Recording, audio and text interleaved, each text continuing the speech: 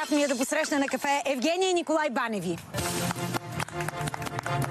Много ми е приятно. Добре дошли. Драго ми е.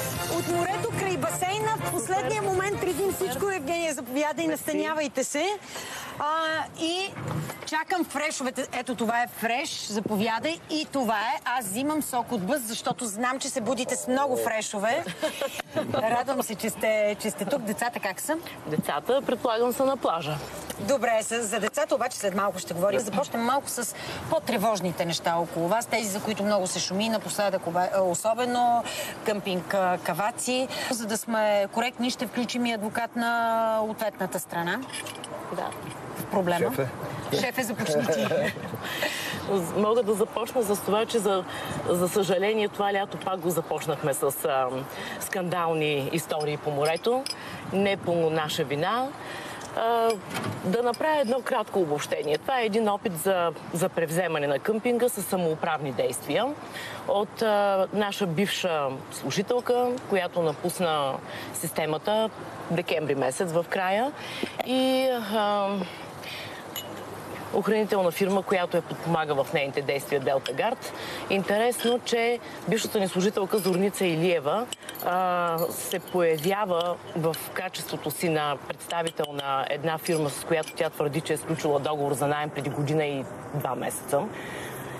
Забележи Гала, че този договор е сключен преди година и 2 месеца, а не е изпълняван година и 2 месеца. Всъщност, изведнъж се появява фирмата на 19 юни, след като естествено ние сме подготвили абсолютно всичко. Ситуацията ми кажете сега в къмпинга. Ситуацията е много тревожна, защото всъщност е разстроена страхотно психиката на нашия персонал. Нали разбираш, че от 19 юни те са подложени буквално на физически атаки. Да не говорим за психоатаките. Служителите ни са надписали над 30 жалби в РПУ Созопол, тъй като ги заплашват и по телефона, и с фактически действия. Искам да включим адвоката на господин Спасов, Евгений Мосинов, за да чуем неговата позиция по темата. Адвокат Мосинов, здравейте! Може би чухте какво казаха семейство Баневи. Дори да не сте чули, знаете, наясно сте с казуса, с какво вие не сте и защо смятате, че сте прави? Чух какво каза семейство Баневи. Първо, искам да успокоя всички, които посещават къмпинга или това там, и да кажа, че обстановката е спокойна. Тези апокалиптични думи и картини, които бяха обрисувани преди малко, не съответстват на действителността. Трябва да се каже ясно и определено, и мисля, че семейство Баневи ще го потвърдят. В момента хората, техните хора, да го кажем в кавички, стоят в къмпинга, работят си. Дори семейство Баневи чрез тези хора се прибира около 50% от приходите от текущите резервации. Отдадени са под наем терени от къмпинга, включително и заведения, които са получени приходите. Има много напрежение сред персонала, сред хората, дори които почиват в момента там. Господин Мосинов каза, че няма такова нещо. Сега му даваме отново думата. Господин Мосинов, слушаме ви. Да, слушам ви. Значи, коментирахме твърденията за напрежение и за упражнен натиск върху персонала. Казах ви, че ситуацията е нормална. Второ, трябва да се подчертае, че никой не оспорва собствеността на дружеството Хелиотурс върху къмпинга. Ако има спорове за собственост, то това са претенциите на множество хора от Созопол, които претендират, че имат реституирани имоти. Сега говорим за вашия казуса между вас. Продължавам. Ще ви моля да ме изслушате. Действително има договор за наем, подписан от вписания в търговски регистър изпълнителен директор Зорница Илиева. Трябва да подчертая, че тя е била вписана поне няколко месеца миналата година като изпълнителен директор. Нейните действия по принцип до сега не бяха оспорвани от... А какви действия е имало до сега? Защото аз разбрах, че сега е започнал... Един изпълнителен директор има пълните права да управлява и да представлява това търговско дружество. Ние сме сключили, моят клиент е сключил договор за наем и в момента упражнява правата си по договора за наем. Ако има претенции към нас, естествено е тези претенции да се предявят по съответния ред, а не да се разгласяват по подобен... Този договор за наем е абсолютно легитимен и всичко е така, както трябва. Така ли, господин Мосинов? Лице, което към съответната дата има представителните права по отношение на търговското дружество Хелиотурс АД като наемодател. Правата на наемателя в момента се упражняват от GNG, това е търговското дружество наемател, регистрирано в град Разлог, което ползва и услугите на дружеството Делтагард, лицензиран охранител за гарантиране на реда в района на къмпинга. Като казвате само гарантиране на реда, искам да попитам, тъй като казвате, че според вас няма напрежение там, аз разбрах, че има десетки жалби от служителите там. Очевидно не се чувстват така спокойни.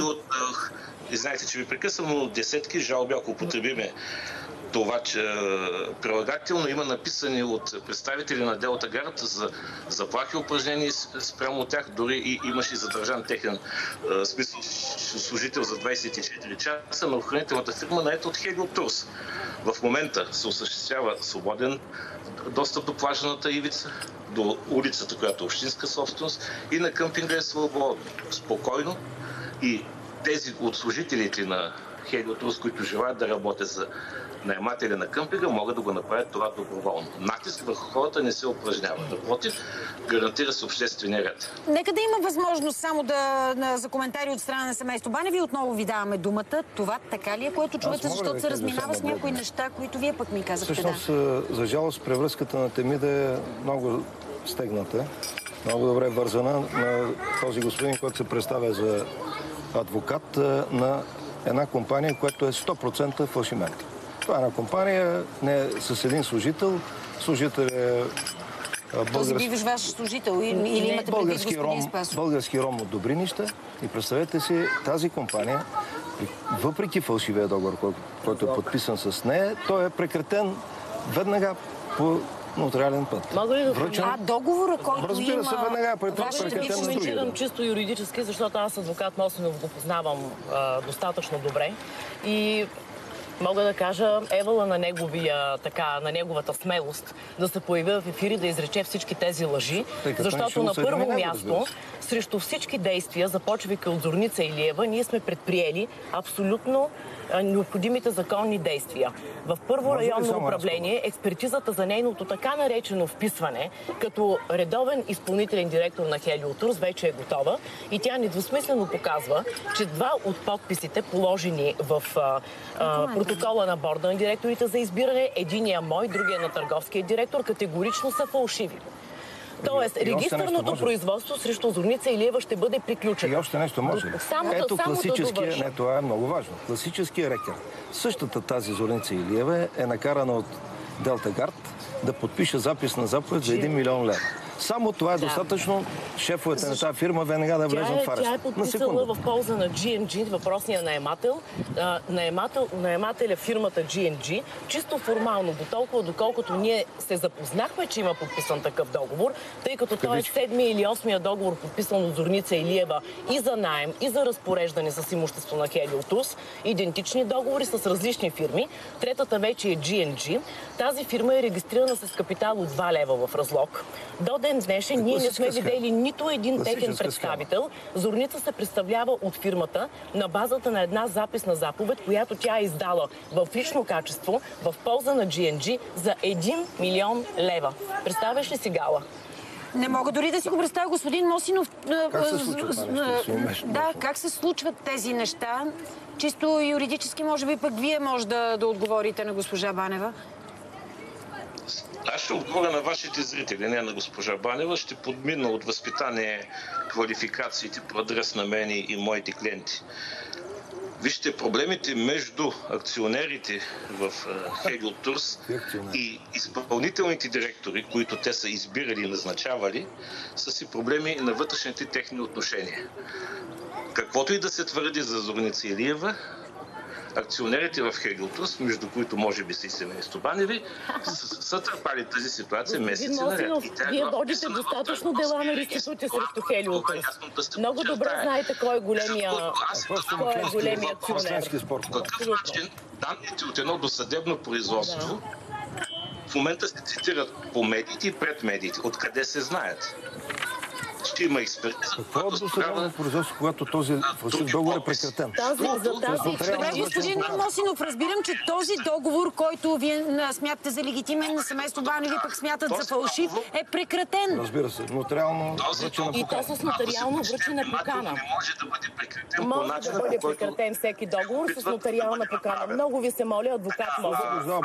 Как може да заблуждавате зрителите по този елементарен начин? Всеки договор може да бъде прекратен с нотариална покана. Надлежно връчена на управителя в разлог. Не заблуждавайте зрителите. Хората трябва да знаят правата си. Не заблуждавайте зрителите. Няма договор, който не може да бъде прекратен. Друг е въпросът какви са претенциите след прекратяването на договора. Чакайте мъничко, вие наясно ли сте с това, което каза госпожа Банева, че този договор е прекратен или с не? нотариална заверка, с нотариално връчване на управителя на GNG. Като всеки друг договор може да се прекрати по начина и способите, посочени в него.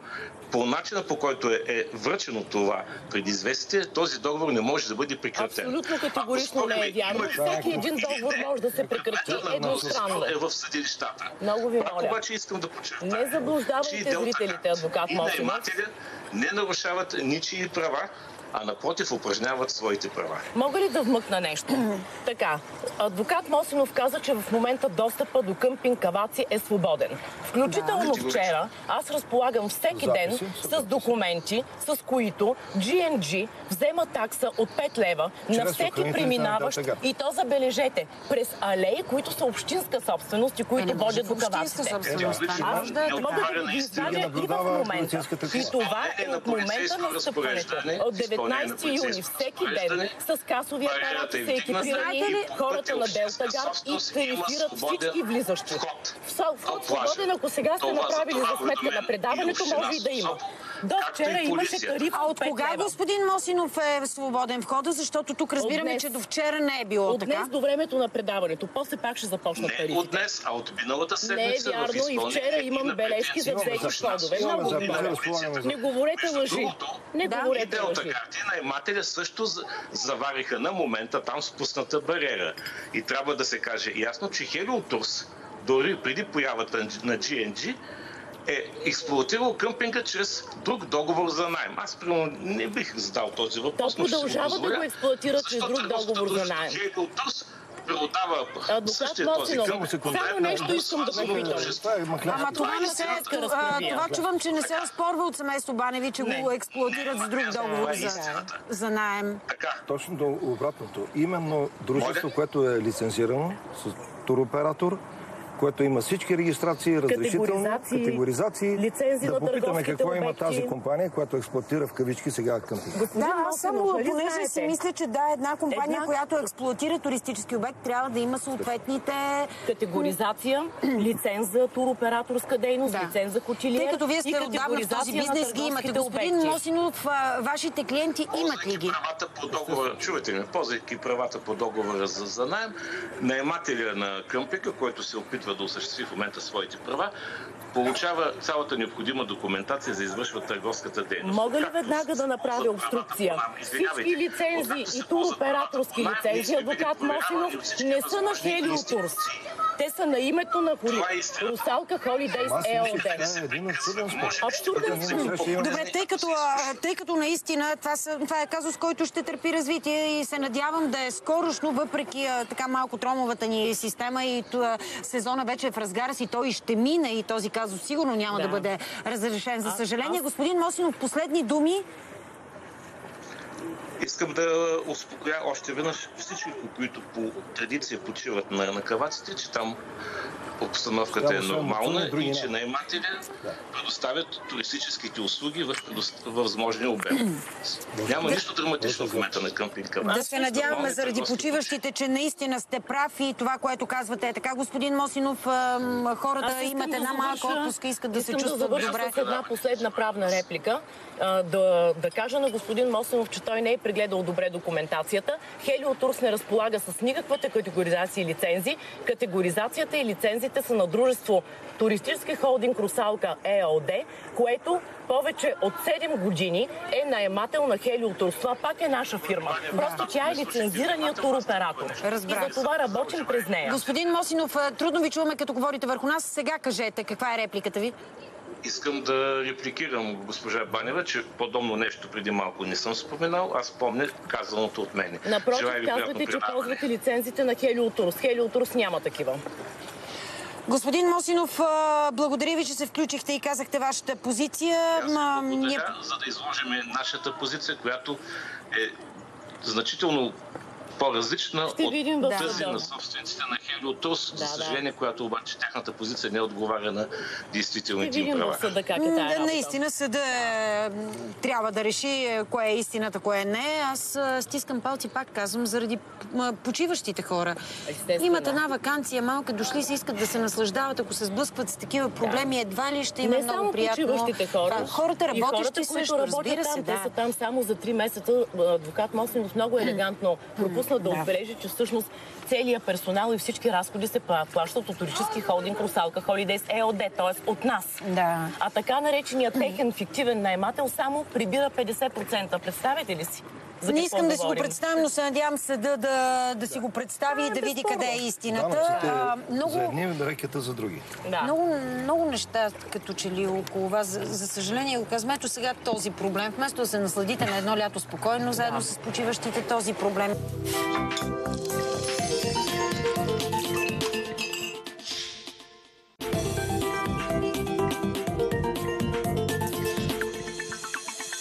Подпалиха дома ви, проблемите с колите, унищожаването. Какво ли как минава човек през това? Как затваря очи или пък ги държите постоянно широко отворени? Не ви ли е страх? Гала, искам да ти кажа, че всъщност ние сме едни от хората, които публично се противопоставяме на мафиотизацията на управлението.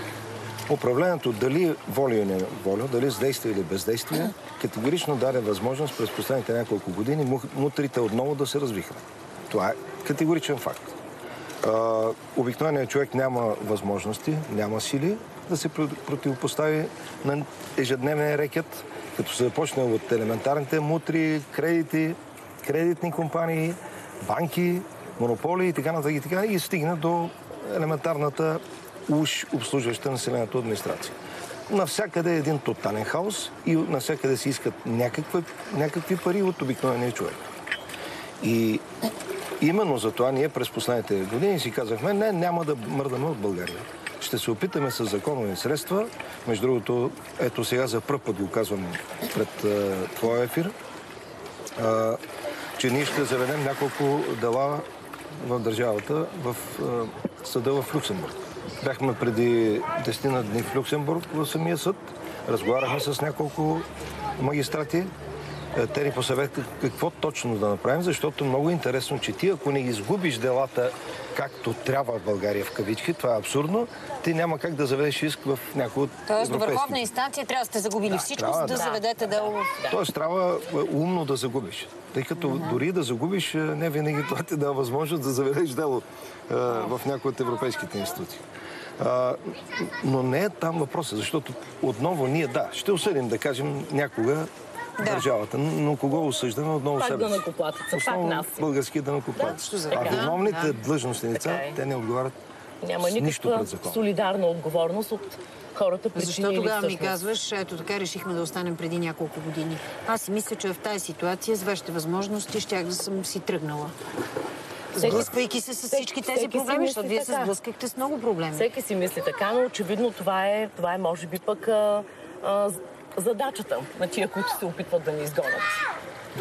И това може да е вие на Пукшин, няма сега.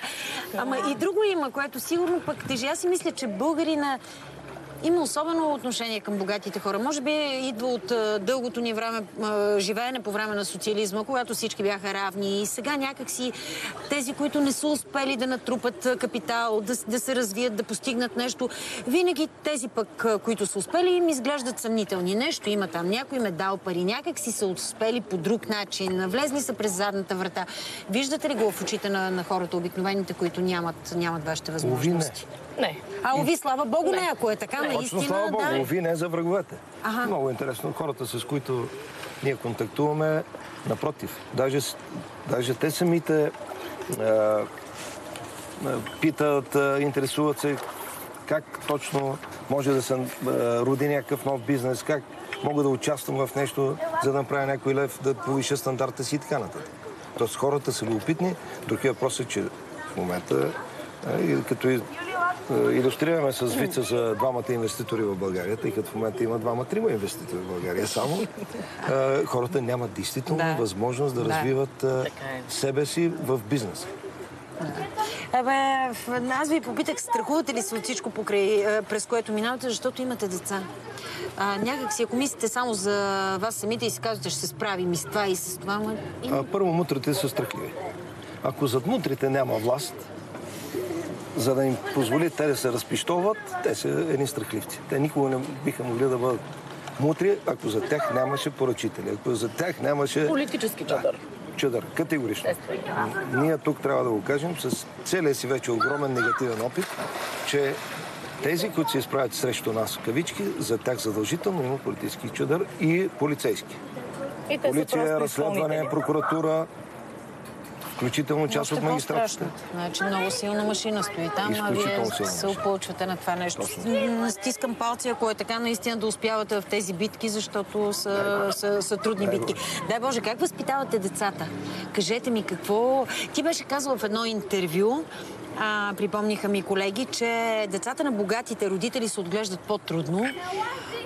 На мен ми прозвуча странно, не можах да го разбера. Мисля си, че не е така. Образно казано, нали, смисъл, така, има и естествено своите плюсове, но има и минуси. Плюсовете всички ги знаем. Примерно, че могат да разполагат с повече материални блага, да имат по-добро образование. Да.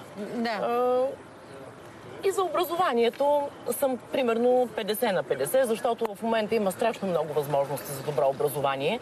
И де-факто и много деца, които нямат възможности, ако имат таланти, ако настояват, ако учат, имат достатъчно стипендии, които се отпускат и в България, и в чужбина.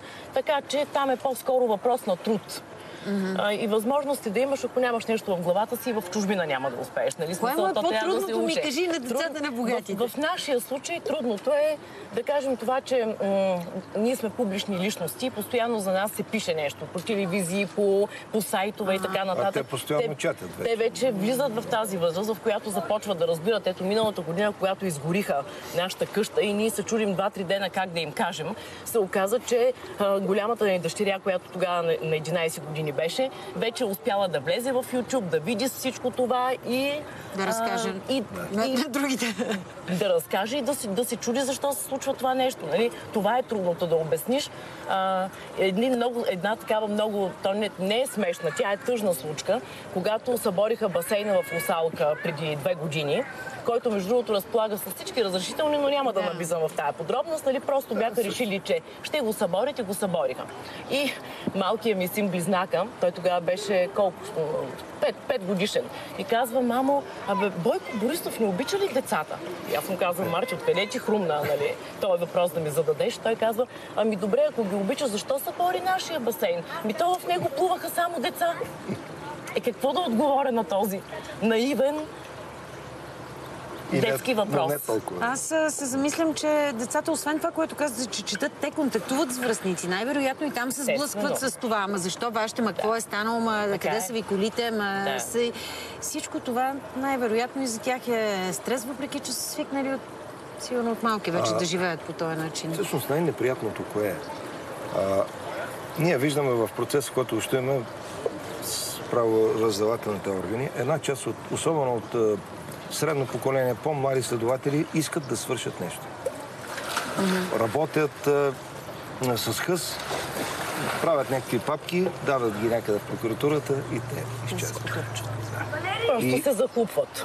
И всъщност това обезверява страшно много хора, защото Когато ти на кого да всъщност се оплачеш? Включително, Добре, говорим за работещите в правораздавателната система. Ето сега след 30 жалби, които са... Аз говоря за жалбите от наши служители. Адвокат Мосленов се говори за техните жалби, аз говоря за нашето количество. И накрая полицая казва на управителката, която води тези хора: ами аз какво да направя? Аз съм един прост полицай. Представете ли си? За тия хора, които в крайна сметка вярват в тая полиция, да кажеш: ами аз нищо не мога да направя. Е доста обезверяващо.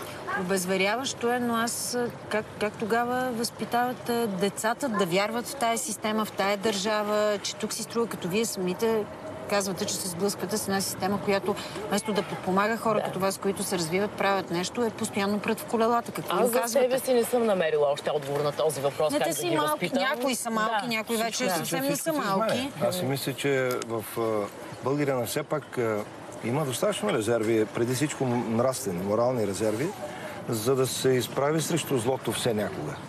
Може би все някога злото ще бъде победено. Но не се очертава скоро. Това все някога не звучи оптимистично. Да. Само да кажа, аз пак ще върна на децата, защото най-вероятно много хора си съзират известен цинизъм в това, което си казал, че децата на богатите се отглеждат по-трудно. А всъщност аз бях изненадана, като разбрах, че вие си имате дори система такава приятелска за сменяне на дрехи. Едното, което пораства, дава на другото по-малкото. Ние сме един кръг от няколко приятелки, масово прави българина, си но препредават. при богатите никой не мисли, че е така. При мен е така. Имам си система с 4-5 приятелки. Децата ни са на възраст, примерно през една или през 2 години. И когато нещо стане малко, всичко се отделя, изпира и се предава по-нататък. Аз също така получавам дрехи и обувки от мои приятели. В това няма нищо лошо, защото децата растат много бързо. И мисля, да се дават някакви големи суми за нещо, което... А давате ли им големи суми извън това на децата? Не. Те имат право да ходят един път на мол, в събота или неделя. Пък сте много строги сега един път. Един път кино и това е. Това им е развлечението. Игри. Иначе, както казахме, програмата е плътно запълнена. Къде учат? В Руското държавно училище към посолството на Москва. И 3-мата са там. Защо избрахте? Защо там? Защото руския е много важен език. Ние го виждаме в нашата работа така покрай Евразийския клуб. Е свързана много често с пътуване в Москва. Второ и кажи, те все още се преподават по старата съветска система, където няма никакво значение детето на кого на кого е. Преброи се, всичко е много... Да, така е. И никой не се интересува кой на кого е, защото много голяма част от децата са деца на работници, на служители в посолството и за тях те са много по-важни от българи, да го наречем така. Но... Ще знаят руски. Ще знаят руски, учат и английски естествено. И дай Боже, след 7-ми класи разни други езици. Дай Боже, навсякъде по света вече се говори руски. Където и да пътувам, всичко е на руски. Ние преди 15 дни бяхме в Карлови Вари. То няма кой да намериш да ти говори на английски, буквално. Сериозно? Да. Много странна история. Не, прави ми на мен впечатление, че по места, в които не очаквам надписи на руски. Спортуват ли? Знам, че ти си човек и то се вижда по фигурата ти, който много държи на спорта. Спортуват, да. Двете девойки са гимнастички в школата на Илияна Раева. Вече доста години, а пък близнака не си е намерил някакси любимия спорт, но пробва от всичко. Може пък да не е нещо друго, да реши в друга посока. Опитваме се да го изкушим с тенис, с футбол, но за сега не е дал някаква заявка за... Строги родители ли сте? Като чувам това с един път мол, някакси ми струва, че сте прекалено строги, но пък до някъде сигурно е добре. Кой е по-либералният? Аз съм много по-строга. Ти ли си? Да. При тати всичко минавам. Да. Какво? Кое е най-хубавото? Ние всъщност вечерта, задължително, като се приберат децата, те се прибират към 8 вечерта чак. Задължително сядаме на вечеря. Това е абсолютно задължително и за час и половина те разказват какво се е случило през деня. Ние съответно им казваме какво правим или какво искаме от тях и така нататък. И това е един много хубав завършик на деня, в който всъщност набелязваме и следващия ден. Тоест вечер не хуквате някъде по събития, по събирания, приятели, други неща, предпочитате вкъщи? Много рядко. Да. Аз не бях чак такава домошарка, ама покрай Николай не се наложи да се променя. Той е свръх домошар. Ема пък това е готино и сигурно на децата има хубаво.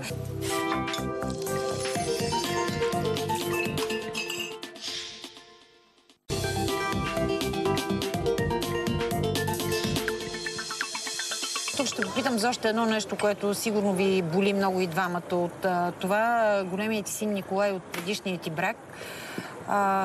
Ти го осиновяваш това момче, гледаш го като другите си деца. Да, естествено. Като свое дете.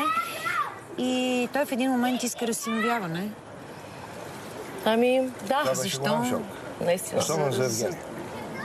Ама и за теб, май. Аз съм се нагледал на какво ли не е в живота. Тежко. Тъй като всяко чудо за 3 дни. Той рано или късно ще се върне.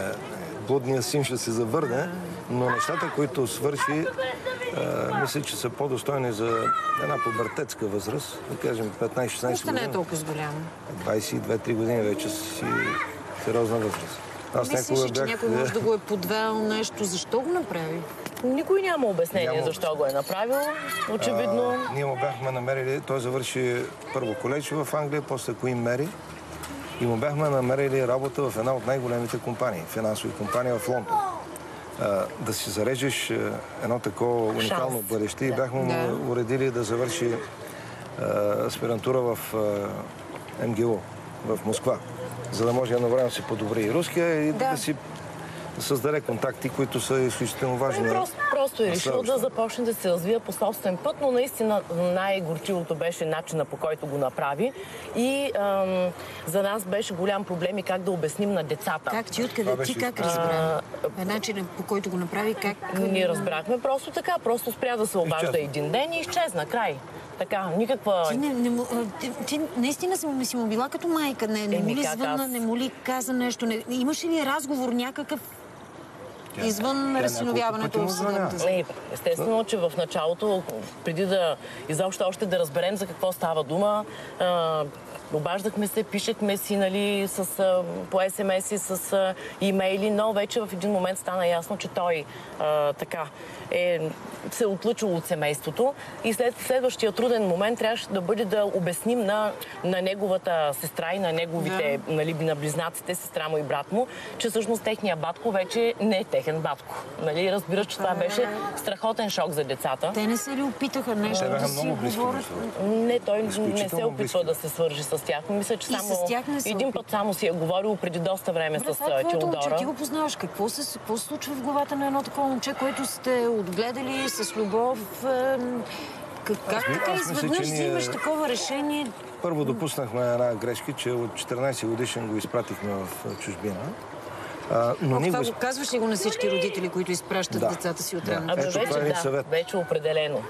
Скоро го чух от един богат човек от Пловдив, няма да казвам кой е той, много заможен човек, който каза, че съжалява, че си е изпратил. В Лондон го е изпратил точно 14 години. Там е учил и каза, че е загубил детето си с това изпращане. Въобще ние имаме доста приятели, които да не кажа почти всички. Почти всички. Които имат този... И стремежи си да направят нещо добро за детето си, да му подсигурят добро бъдеще, всъщност късат връзката ли? Може би това са най-важните години, в които по някакъв начин трябва да... Защо го изпратим? Ти кажи, защото той беше в едно много добро училище, Дорис Кенеди. Постоянно пише частици. И тя, майка му по едно време почна да го препитва, математика зле, английски почти нищо. Аз, като филолог, почвам по български почти нищо. И си казахме, хайде бързо някъде да го изпратим, където има железен ред и дисциплина. Даже първо го изпратихме в Люрозе. Той там беше един семестър. Сби се с едно американче. Почти два. Края на годината. И го преместихме в Англия, където между другото не се развиваше зле и даже беше шеф на училището последната година. След което явно... Добре, това не може да се... Аз не, че искам повече да рова в това, защото предполагам, че ви тежи, но някак си от само себе си някой нещо трябва да го е посъветвал, нещо да е казал това. Не може така да се случи едно дете, което сте отгледали с любов. Може би трябва да зададем въпрос на Радан Кънев. Той е сега адвокат. Защо на Радан Кънев? Защото той е адвокат на така наречената делба, което е абсурдно по българското законодателство. Той е адвокат на сина? И на също Раиса на дочка дъщерята, която аз съм гледал но както ти си гледал Николай, така ти си гледал нея. И абсурдна ситуация. Тоест за пари, за имоти, да речем. Елементарно така, да го твърде елементарно. Твърде елементарно, за да му обръщаме повече внимание. Предлагам добре, да минем затваряме тази страница и се надявам това, теми. което каза да се случи и скоро, Николай, някак си да... Децата се вразумяват, още е малък. Дайте му шанс. Дайте му шанс. На 22, колкото и ти се струва, ти може би по това време по друг начин си раснал. Бях някой първи секретар на една община. По това време. По това време. Не ви питах за нещо, тъй като преди... Това говорихме за останалите деца и как се забавлявате, как вечер се събирате заедно вкъщи, спортувате и какво ли не правите, но и културни събития сте им осигурили и то някой там на място, за да не се налага да се чудят къде да ходят. Кажи, какво предстои сега? То всъщност малко поприключи.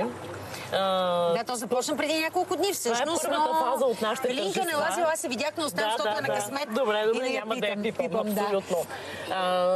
От много години началото на сезона в Русалка започва с един много така готин форум, международен форум на художници и скулптори от цял свят, който прилива във втората си част, пристигат и журналисти, които пък стават участници в журналистически форум, който всяка година си има тема. Тази година темата на журналистическия форум беше промяната мит или реалност. Тъй като художественият пленер се организира вече 18-та година на Русалка, журналистическия 11-та. Ядрото от организатори на тия два форума, те се познават вече много добре и се оформя нещо като клуб Русалка, в буквалния смисъл на думата. Всяка година са много интересни участници. Какво да кажа? Красота. Красота, творчество, рисунки. Това са хора, които са от съвършенно различен политически спектър. Като се почне от Михаил Неделчев и се стигне примерно до Границки. С хора, които би трябвало да са врагове. Ние по принцип правиме така подбора, за да бъдат дискусиите интересни, за да няма само монолог, задължително трябва да има дебат. А за да има дебат, съответно хората трябва да са на... Противоположни контрапункти да има, разбира се. Да има, да. Но наистина атмосферата е много творческа, много красива, защото художниците и скулпторите творят под небето и цял ден всъщност процеса на творчество може да бъде видян. Навън на открито. Да. Дори всъщност така доаена на художествения пленер Христо Панев, изключително добър художник от Велико Търново. Той в Русалка е оставил над 13 монументални пана с буквално пана. 2 на 3, 3 на 4, колкото са големи стените. Негови неща. Тази година ги прави заедно с децата. Той има 2 внуци, нашите 3-мата, дъщерята на професор Михаил Неделчев и заедно с тях те му помагаха всъщност едното пано да стане, участваха в този процес, което всъщност е много красиво. Така да кажем, успявате да се изолирате от всички драми и проблеми и в същото време да се забавлявате и да се случват хубави неща за хората там. То е задължително. В крайна сметка няма да гледаме само на черното от живота. Черното го отнасяме към съдебната система и се започваме да си решаваме нещата. Всички наши дела задължително минават по законов път, без каквито и да било самоуправни или такъв вид действия. През останалото време опитваме да правим нещо красиво. Аз се усмихнах, защото не виждам, но като кажеш нещо красиво, колегите ми казаха, тъкмо пуснахме кадри от рождения ден на близнаците. Той е бил съвсем скоро, доколкото разбрах. На 10 преди 2 дни. Така че забавлявайте си да имате прекрасно лято. Много ми хареса нещо, което ти си казал, че днес се обичате много повече, отколкото от преди 20 години. Какво се случи? Как така? Обикновено любовта минава в едни така разбирателство, хубави отношения, но повече любов. Според мен е по-скоро обратното. В началото любовта е някаква стихия, страст и така нататък. И после хората или поемат в... Особено аз говоря и за брака, защото ние вече сме женени 10 години. Ако останат заедно, отношенията преминават в една наистина много по-здрава връзка. Да, това е 11-та година. Защото ние, освен нали, любовници, освен хора, които се обичаме, ние сме и най-добрите приятели. И всеки е гръб на другия. Всеки е гръб на другия. И това е нещото, което е много важно. Ние сме си говорили за бизнес, говорим през деня. Вечерта е забранено да се говори за бизнес. И това според мен е едно много хубаво равновесие в семейството. Успявате ли с всичките драми, през които минавате? В леглото да говорим за бизнес, абсурд. Край отиде леглото. няма да има нищо такова. Това е съвет към всички. Ето, дългогодишни и недългогодишни семейни двойки, работата през деня. Вечерта е за други неща. Прекрасни вечери, прекрасни нощи и спокойни дни да имате, ви желая от сърце. Вълнуващо лято, но с хубави емоции. Дай Боже. Много ви благодаря за това гостуване. Благодаря, Гала. До нови срещи. До нови срещи.